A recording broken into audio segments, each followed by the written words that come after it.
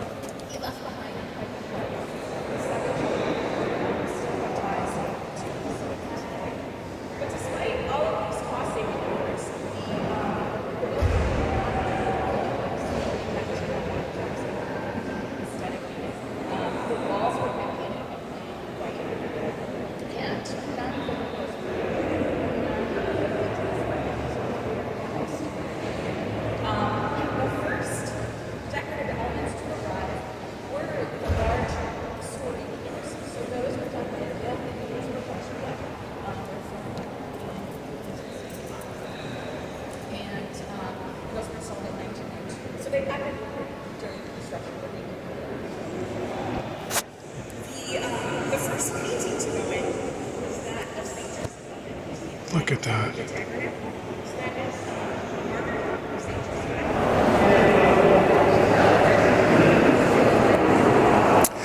Yeah, this is the splendor of the Catholic Church. And I grew up in the Catholic Church. And actually right there, that is the icon of Jesus. That is specifically the Divine Mercy. It's a controversial image within Catholicism. And I don't know the full history of this place, but this is a specifically Polish symbol. As long as I'm getting it right, there's white and red coming out of his heart. And this was a vision had by Saint Faustina who was a mystic nun in Poland, and she had this vision in the 1930s, kind of right before Hitler invaded Poland, and this became a specific cult within the Catholic Church, this cult of divine mercy, which ultimately became the name of the church and parish I grew up in. But it's here too at the Basilica. And here is the Black Madonna and more symbols of the divine feminine and the woman with the child.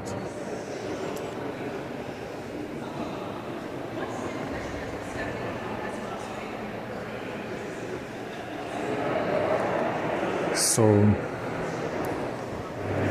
here are some confessionals where you go in to confess sins to a priest who is not supposed to tell them to anyone else, and he'll give you a penance of a certain amount of prayers, usually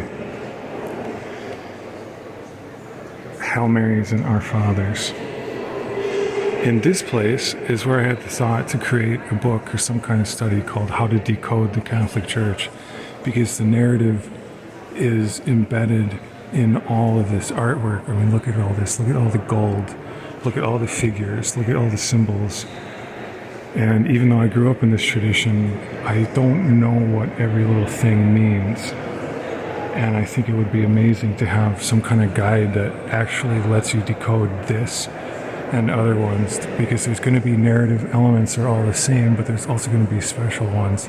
This is crazy to see. I can't believe this is in my own hometown, even though I've been here many times. Look at this place. It's fantastic.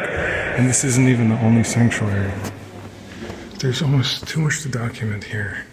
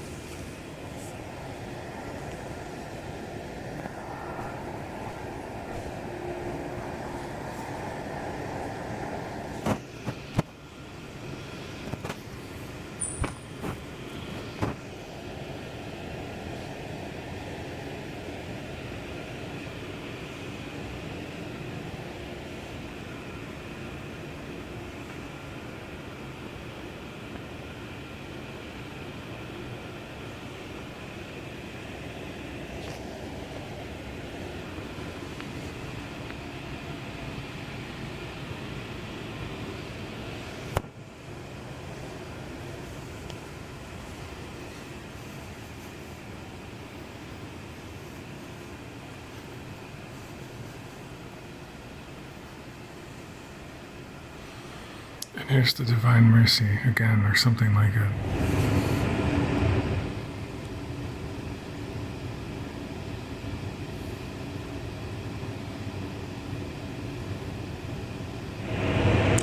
This place is an incredibly complete art project.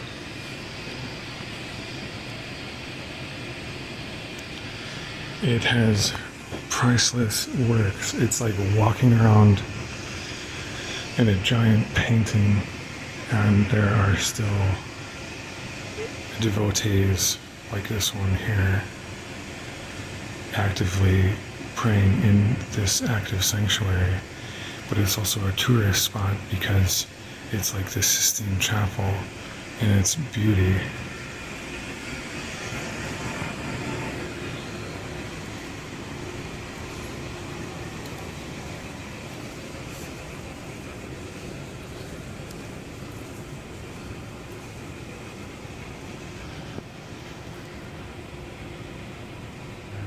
Here's a prayer for the singularity, also the message at the Church of the Little Flock, unity, that all may be one.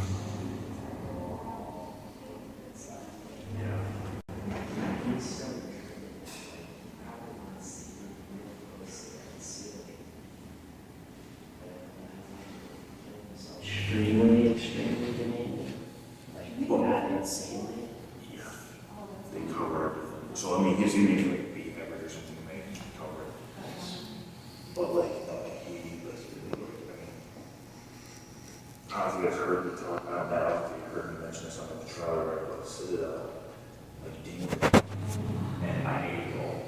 I'm not, I said, I said, I hate it. But, like, David.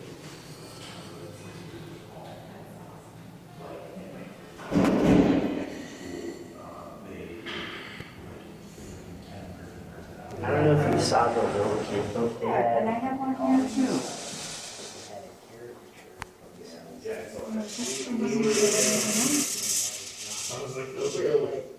We have us version. The Basilica chocolates are nice. I mean, I don't know if I'm gonna eat anything. I don't know that you can eat anything. Yeah. You're on a restricted diet, Okay. but you could use a little, kick in the butt. Well, hopefully that helps. Yeah. Thank you. Sure, and then there's a little Basilica cards too, those are nice.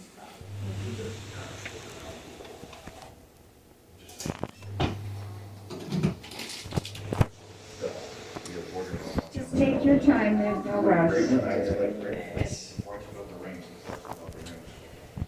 Hey, excuse me. Yes. I don't mean to take you away from something. I just wanted to ask about the coffee here.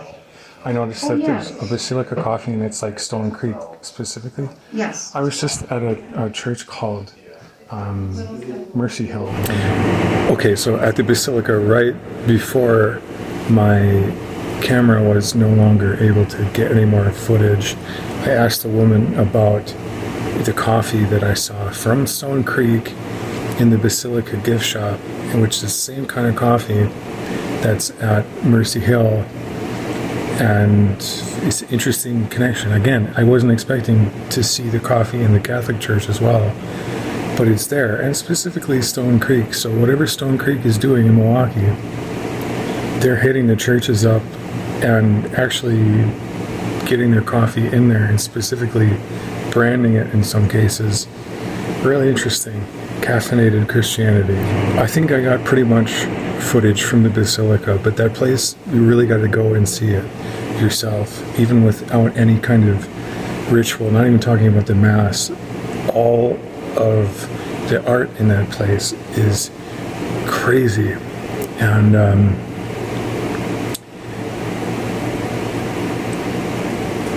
I definitely didn't get all of it. I did not get everything on the walls. There's also some other sections that were inaccessible today. Those places also have art on the walls and interesting architectural features in general. So thank you for tuning in. If you'd like to see more of this, like, subscribe, and comment. Tell the algorithm we want more secret purpose. We want more real religious experiences. Thank you. More to come.